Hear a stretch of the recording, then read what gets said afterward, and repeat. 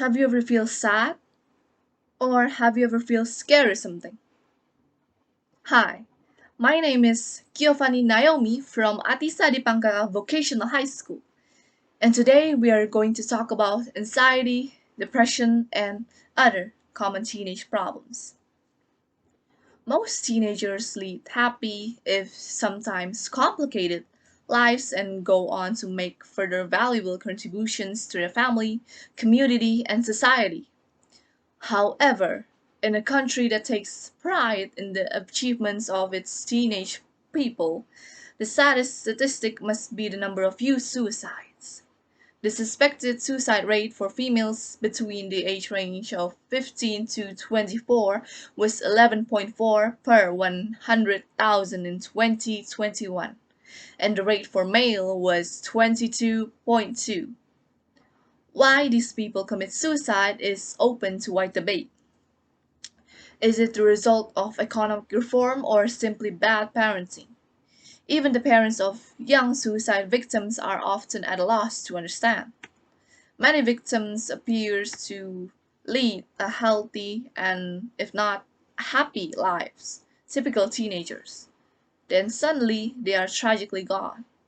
This can be caused by many factors, and one of them is depression. A lot of people may think teens these days are quite the drama queen. They often admit to having mental illnesses such as anxiety and depression. But what exactly are anxiety and depression? According to many sources, anxiety can be seen as a feeling of unease, such as worry or fear, that can be mild or severe, while depression is a common and serious medical illness that negatively affects how you feel, the way you think, and how you act. Depression causes feelings of sadness and or a loss of interest in activities you once enjoyed. It can lead to a variety of emotional and physical problems and can decrease your ability to function at work and at home. The causes of these mental illnesses may vary. Some of the common factors are genetics, medical condition, certain drugs, trauma or stress, and gender. Someone's environment can also play a huge role to their mental health. If someone lives in a toxic environment, it can cause stress and depression. Many people commit suicide and dangerous acts when they are struggling through depression. This also applies to people that lives in an abusive environment. It can cause trauma that later turn into major mental disorder. And what does anxiety and depression has anything to do with teenagers? Our people in general can catch these illnesses without having to be a teenager. The problem is, teenagers have higher hormones that can cause unstable feelings such as mood swings, and they're at the age of transitioning from a child to an adult, which means they are most likely to experience unfamiliar things and having to carry new responsibility. This can lead to stress if the said teenager cannot accept and adapt to these new things. For example, I, myself, sometimes have anxiety because of school projects that demand a strict time management and having to deal with great responsibility. Sometimes I find myself worrying too much about grades, friends, looks, and other stuff. And you know what? Most of the times, the things I was worrying didn't happen at all. It was all in my mind. But why?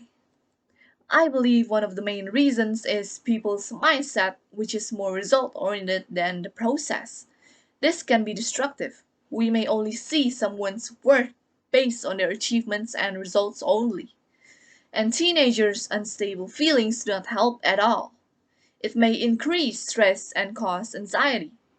A lot of teenagers nowadays believe that their lives is worthless once they compare themselves to someone else that they think is better than them, and it can lead to dangerous things such as suicide.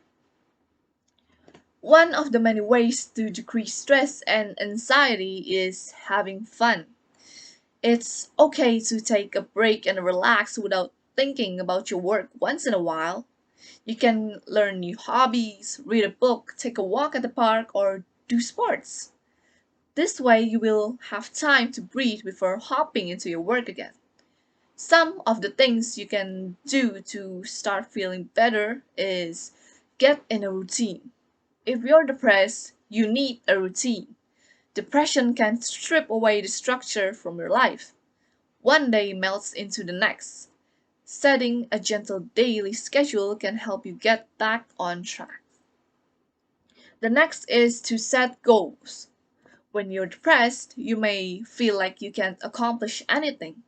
That makes you feel worse about yourself. To push back, set daily goals for yourself. Make your goals something that you can succeed at, like doing the dishes every day. And as you start to feeling better, you can add more challenging daily goals. The next is exercise. It temporarily boosts feel-good chemicals called endorphins. It may also have long-term benefits for people with depression. Regular exercise seems to encourage the brain to rewrite itself in positive ways. You don't need to run marathons to get a benefit, just walking a few times a week can help. Challenge negative thoughts. If you fight in your fight against depression, a lot of work is mental. Changing how you think. When you're depressed, you leap to the worst possible conclusion. The next time you feel terrible about yourself, use logic as a natural depression treatment. You might feel like no one likes you, but is there real evidence for that? It takes practice, but in time you can beat back those negative thoughts before you get out of control. The next is do something new. When you're depressed, you're in a rut. Push yourself to do something different. Go to a museum, pick up a used book and read it on a park bench. Take a language class. When we challenge ourselves to do something different, there are chemical changes in the brain. Trying something new alerts the level of the brain chemical dopamine, which is associated with pleasure, enjoyment, and learning. Avoid alcohol and other drugs. Substance misuse is common in people who have depression. You may be more likely to turn to alcohol, marijuana, or other drugs to deal with the symptoms of your depression.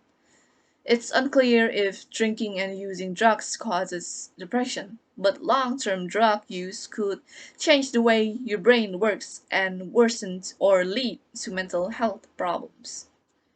The next, but the next is try meditation. Meditation can have a range of beneficial effects, such as lowering stress levels and helping people to become more aware of their thoughts and reactions. I really hope this can help you if you're struggling to fight back depression or anxiety problems. And I believe everyone should have a good life. Please, please take care of yourself. May happiness and joy be with you.